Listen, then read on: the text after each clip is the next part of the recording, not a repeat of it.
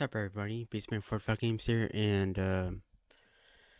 today is or what I'm about to talk about is a very serious topic, and very serious video that just just came up in my head that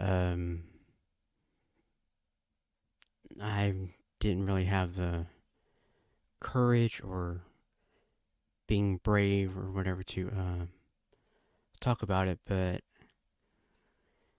15 years ago in July 3rd, um 2008, 15 years ago, I uh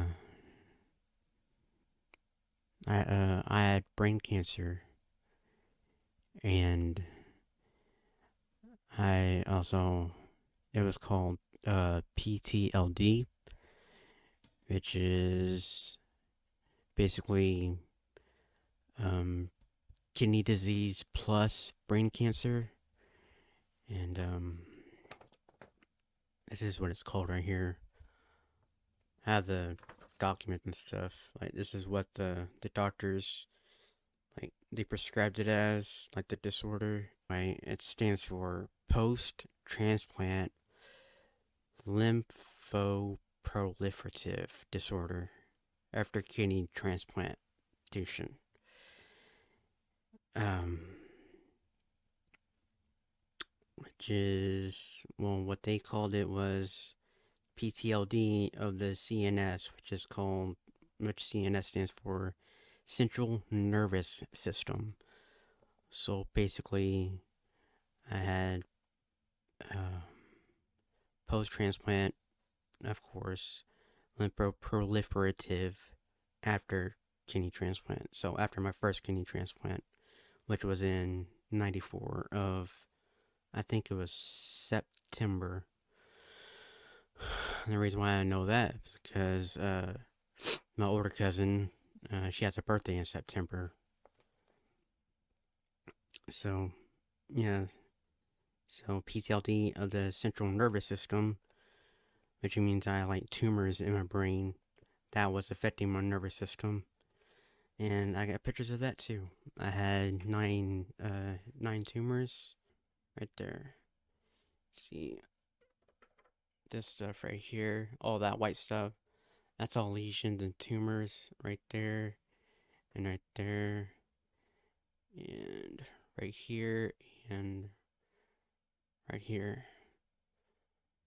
And this was like before the chemotherapy stuff I had, and this was after, which actually helped out a lot. It shrank it down a considerable amount there.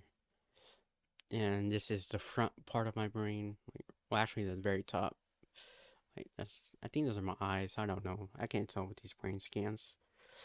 And, like, yeah, the very top right there. So yeah. I also have some pictures of me in the hospital. Photo book of me when I was sick.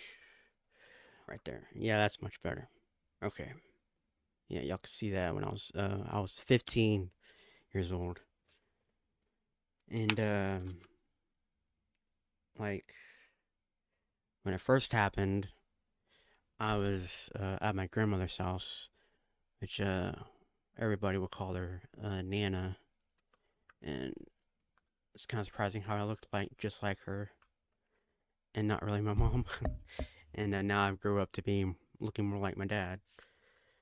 Which there's Nana, my Nana right there. Oh shit, damn light, right there. Oh, there we go. Ugh, there, me and her. Yeah, I was 15. Um, yeah, when the whole situation happened, when it first started, my mom was on vacation uh with her friend Courtney.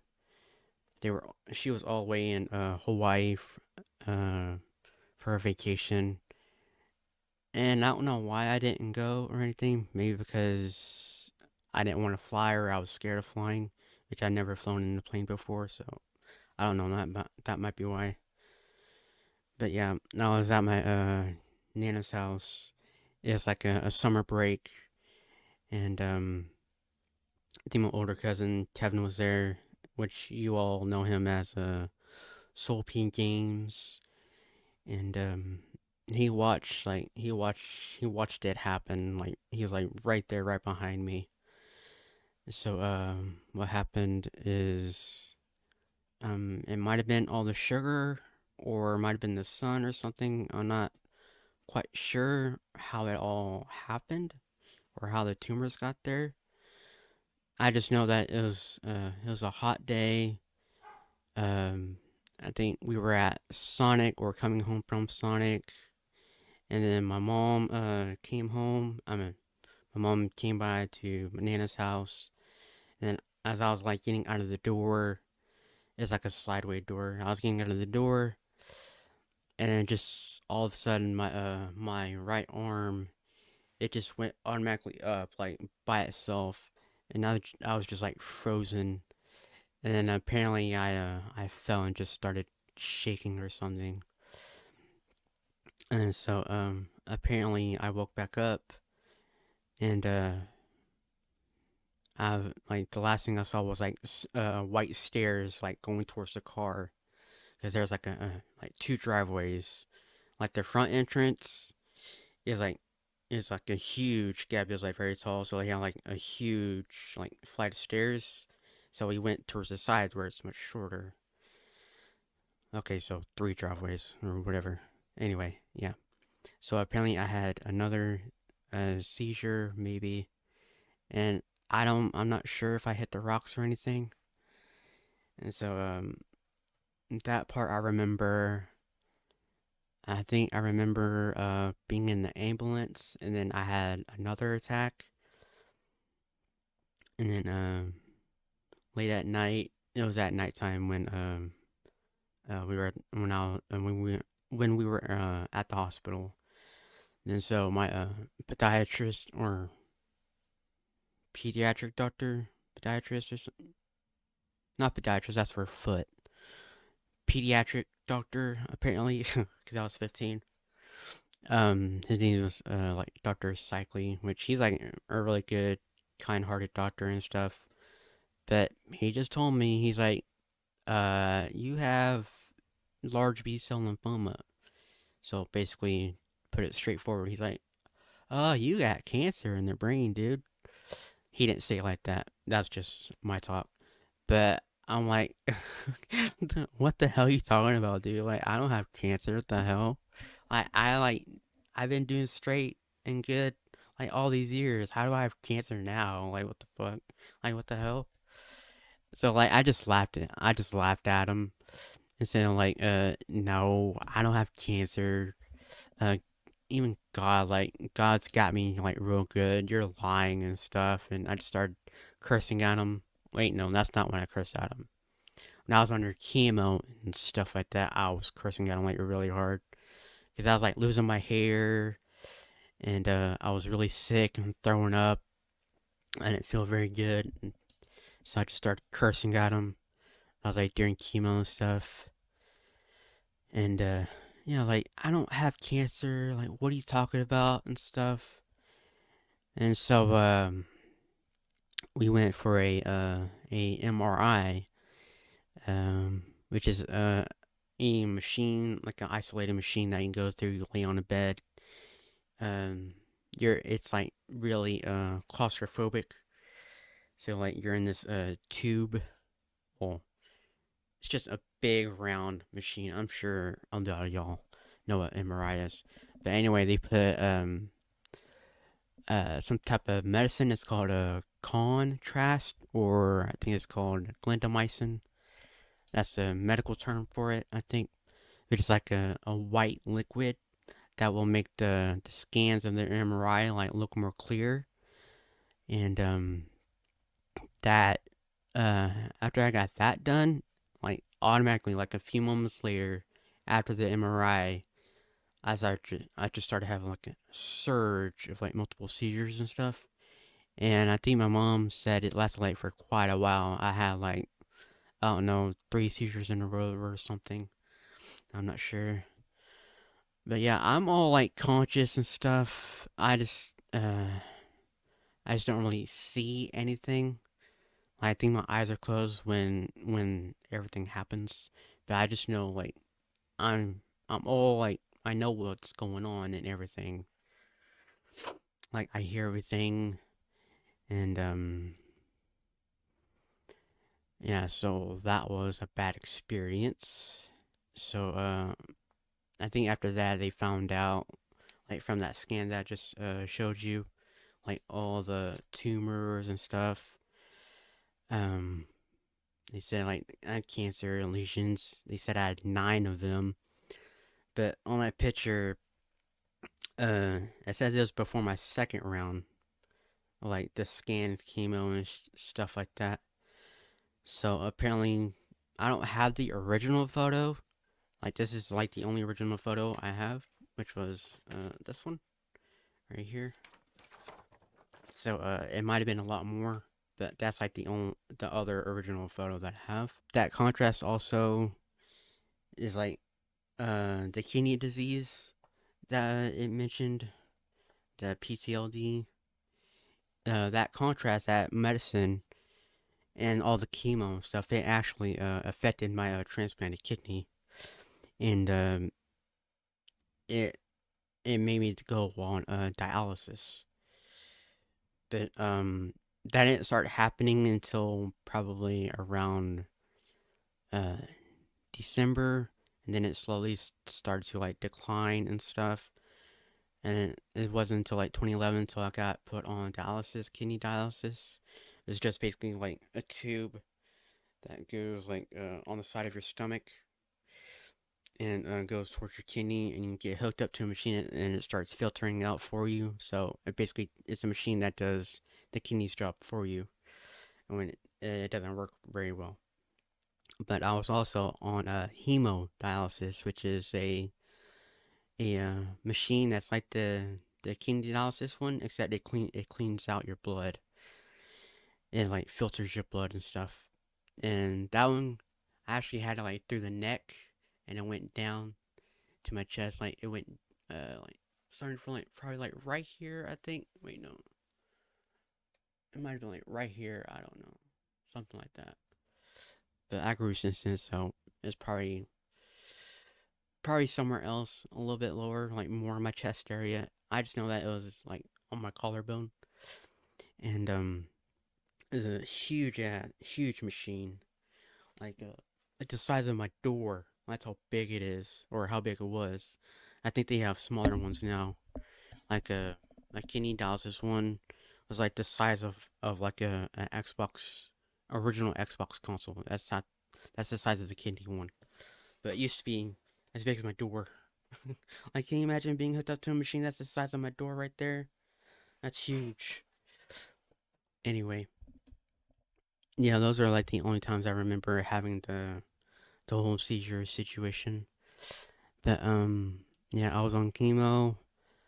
I was in the hospital from July to September is when I was released, and I got my mom, me, and my nana. We all got tired. They all saw me tired and stuff, and saying that uh, we're just gonna do it our own way in God's way, and we don't need any of this chemo stuff. At least like not anymore, because like I've already had like I think uh multiple treatments. I don't know how many treatments, but where they injected some of the chemo was actually in my head. I don't know if y'all can see that. Oh, no, it's right there. Yeah, that scar right there. Yeah, there we go. It's like puffy stuff. It's called a Omaya. It's called a Omaya. That's where they would literally like stick the chemo into your brain, and sometimes they would like suck out some of it, and like it's kind of gross. and it feels very very weird when you get it in and out.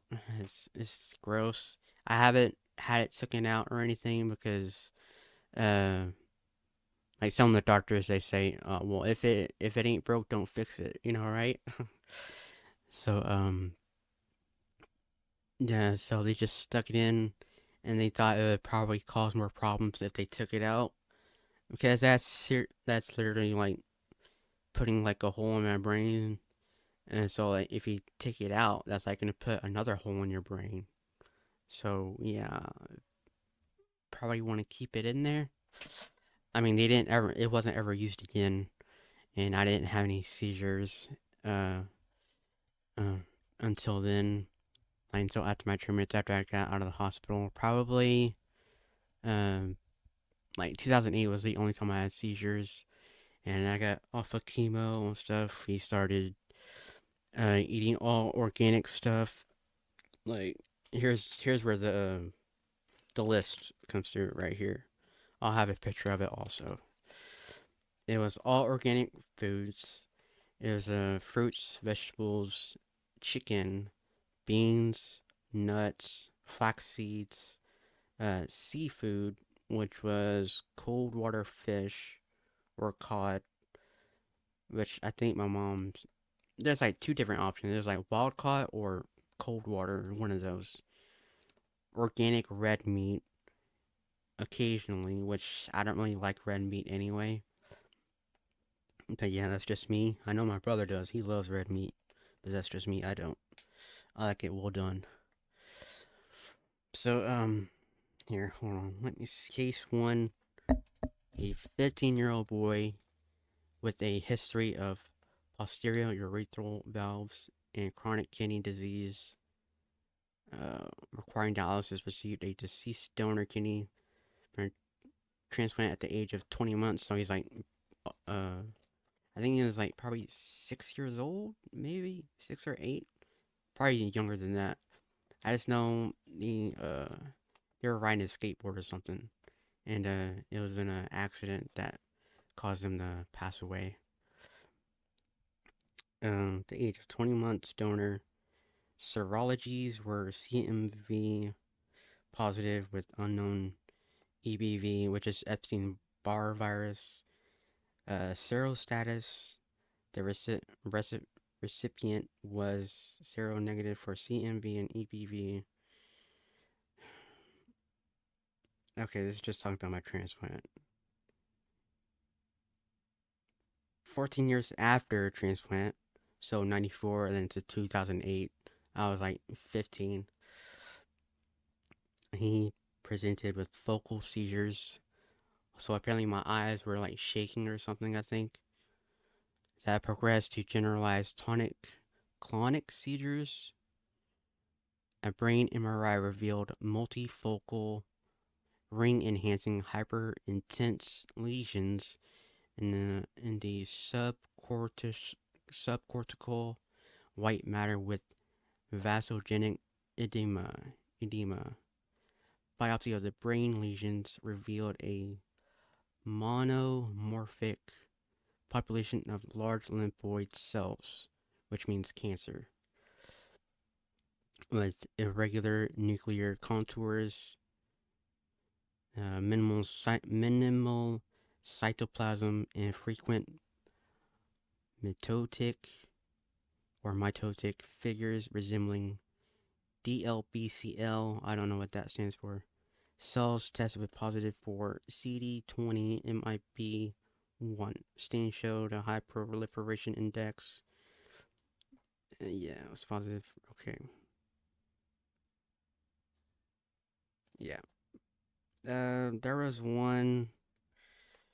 Um, yeah, he talked about the cycle I went through. Oh, here we go. It talks about my own Maya. Owing to progressive neurological defects. Oh, deficits. I think that's what that is. Despite stopping all of his baseline immunosuppression, we initiated chemotherapy with dexamethasone uh, rituximab, and high-dose methotrexate. It was dosed based on the creatinine clearance, intraventricular, yeah, medicine. So all the stuff it went through they delivered it through here through the Omaya, delivered by Amaya Reservoir.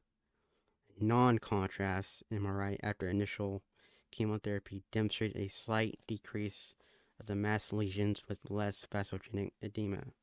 So basically, the chemo was working and it was shrinking the tumors that I just showed you on my brain. Neurological examination improved with some residual weakness in his right hand. So basically, like, it affected all my right side of my body, like like my whole right side of my body. It's like almost numb feeling. It's like all tingling because it messed with my nerves on all my right side. Like on my right side right now, there's like always tingling and stuff. Like right now, like my upper lip, like right here, it kind of has like a numbing feeling, and but it's mostly my whole right arm. Like sometimes I'll like tense up and stuff, but not as bad. Not like I'm not gonna have a seizure or anything. I got medication for that, and God's help, of course. But yeah, prove some digital organs right hand. Yeah. Anyway, hemodialysis. Yeah. Nausea. More than mild nausea. I remember carrying that pink bucket and throwing up. Graft rejection. I think this is the other page. Anyway. Oh, here we go. Let's see, it showed all of that too. Like, all of that was on top of my brain. All those white spots, except for the ones over here.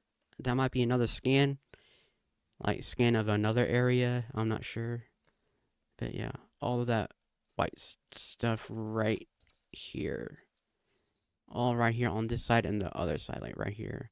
I'm not sure what this side is about. It might be another area of my brain.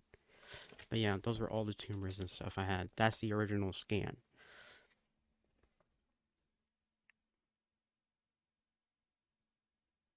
Okay, there was another uh symptom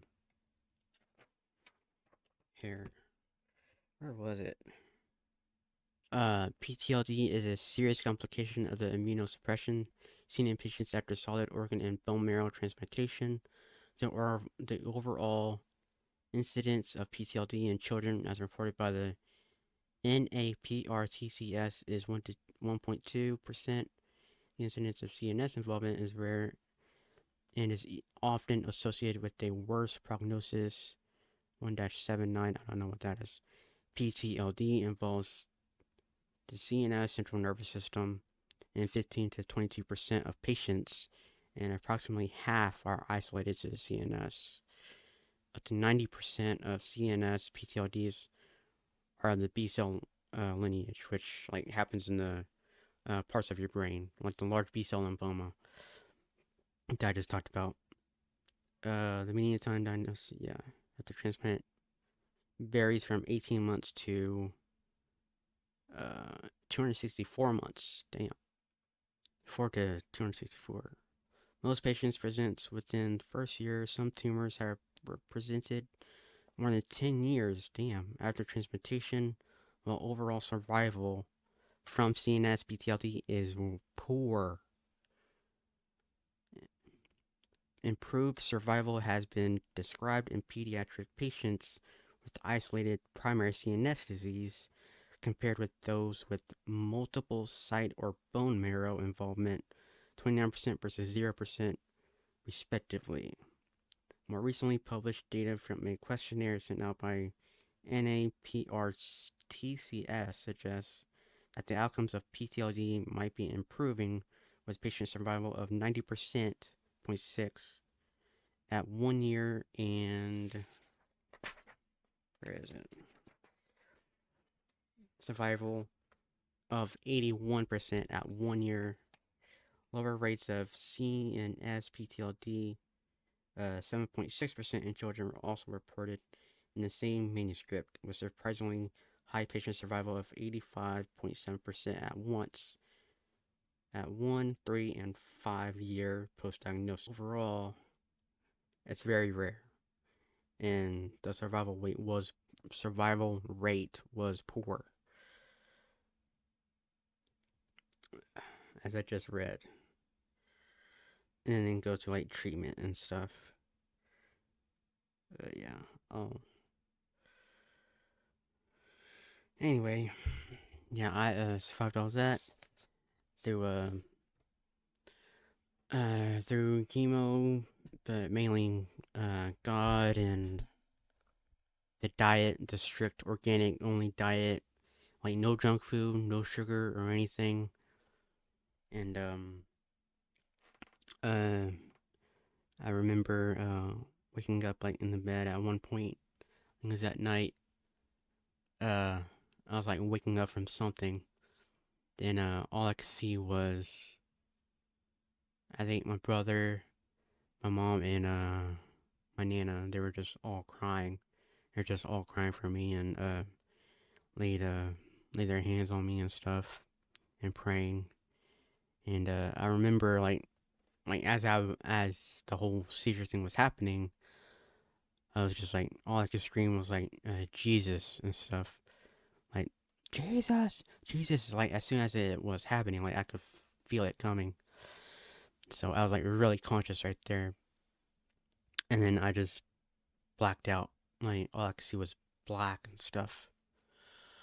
So yeah, but there's like only like one Bible verse or yeah verse and chapter that like always stuck with me that my mom and my nana would always like say over and over again, and plus some other healing scriptures. Which yes, I'm gonna read from the Bible, which I've never done before, at least on YouTube and stuff like that, you know.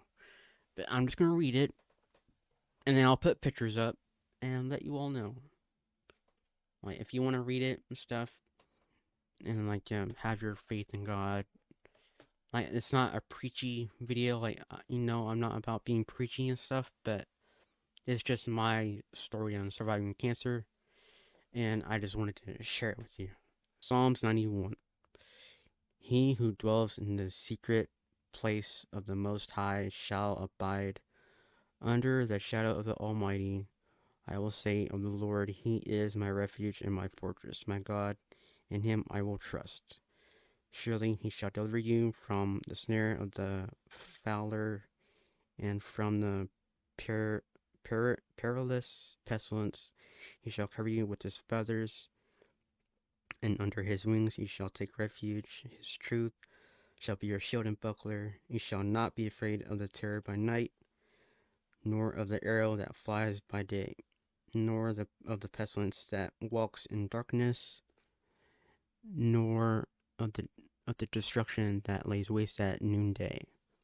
1,000 may fall at your side, and 10,000 at your right hand, but it shall not come near you. Only with your eyes shall you look and see the reward of the wicked, because you have made the Lord, who is my refuge, even the Most High, your dwelling place. No evil shall befall you, nor shall any plague come near your dwelling. For he shall give his angels to charge over you, to keep you in all your ways. In their hands they shall bear you up, lest you dash your foot against a stone. You shall tread upon, and the lion and the cobra, the young lion and the serpent you shall trample underfoot, because he has set his love upon me. Therefore I will deliver him. I will set him on high, because he has known my name. He shall call upon me, and I will answer him. I will be with him in trouble. I will deliver him and honor him. With long life I will satisfy him and show him my salvation.